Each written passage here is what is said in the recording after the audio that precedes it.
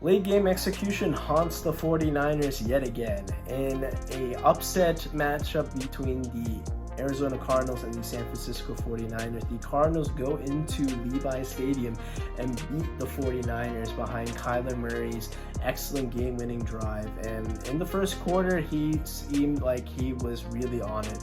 He had a 44-yard run for a touchdown, and as soon as he crossed the 40-yard line, he raised his hand in the air and immediately knew he was going to score. He's just that fast.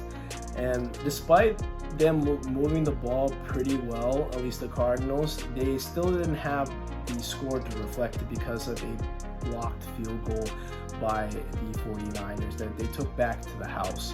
And it was a frustrating way because it was 23-10, but you have been outgaining your opponent by a significant margin. Now in the second half, the defense clamps down. They get a bunch of stops and forcing a couple turnovers from Brock Purdy, get a fumble in the red zone that really ignites them to make this comeback. And yes, the 49ers were playing without Jake Moody, who seemed to suffer a high ankle sprain on a kickoff. And playing without your kicker is really, really hard, don't get me wrong. That's just an unfortunate sequence. But the 49ers still had their chances to ice this game. The Jordan Mason fumble in particular, I thought was really bad. Going for the knockout touchdown, end it right there. But Jordan Mason fumbles and then basically opens up Pandora's box for the Cardinals because Kyler Murray leads a touchdown drive to first cut the lead to 2 points because they were down 10. And I thought this was a nice call by Jonathan Gannon where he decides to go for 2 to cut the lead to 2, so then all you need is a field goal. And then after that Jordan Mason fumble, Kyler Murray leads them down the field for the game-winning field goal. Defense gets a stop and they hit Brock Purdy's arm to force the errant throw, intercepted, and they close out the game.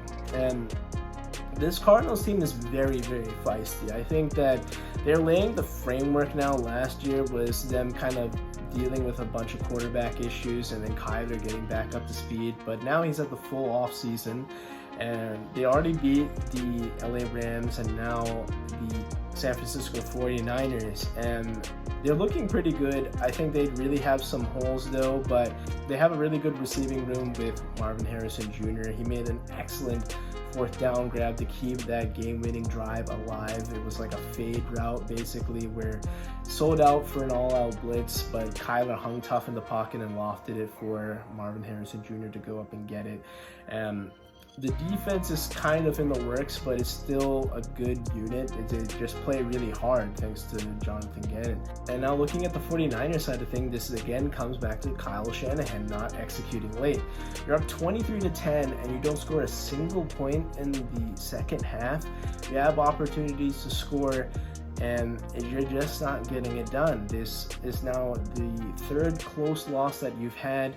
You are now 2-3 in a very competitive division, and now you have to turn it around against the Seahawks, who yes have been losing a couple of games, but they still look really good, and they're going to be playing that on a short turnaround on Thursday Night Football. If they don't pull that out, it's going to look very grim for the 49ers, who news comes to us that they are now going to be missing McCaffrey for more time because he's now having tendonitis in both of his Achilles. It's not just one Achilles, calf tightness and tendonitis.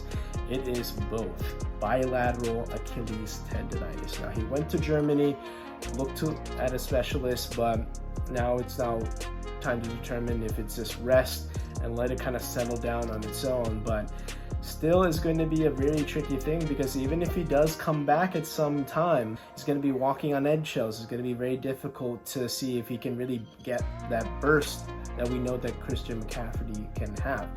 And the schedule doesn't get any easier for the 49ers, and if we don't see McCaffrey by the time that they come back from the bye week, I think it's safe to say that they might just shelve him for the season, just have him come back in 2025, and basically ends any type of title hopes that the 49ers can expect for this season.